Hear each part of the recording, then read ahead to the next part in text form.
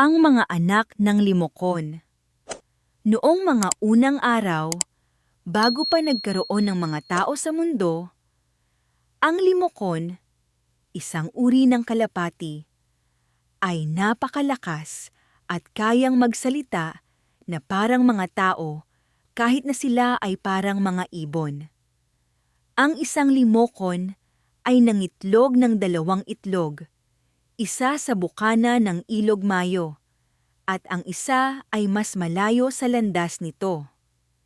Pagkaraan ng ilang sandali, ay napisa ang mga itlog na ito. At ang nasa bukana ng ilog ay naging lalaki, habang ang isa naman ay naging babae.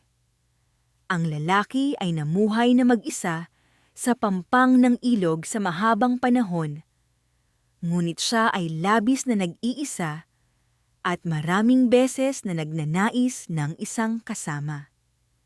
Isang araw nang siya ay tumatawid sa ilog, ay may isang bagay na natangay sa kanyang mga paa, nang sobrang lakas na muntik na siyang malunod.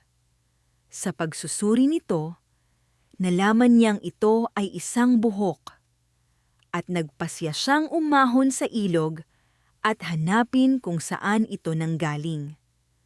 Naglakbay siya sa batis, tumingin sa magkabilang pampang, hanggang sa wakas ay natagpuan niya ang babae.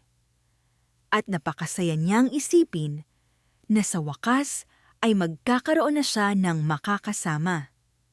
Sila ay ikinasal at nagkaroon ng maraming anak, na ang mga mandaya ay naninirahan pa rin sa tabi ng Ilog Mayo.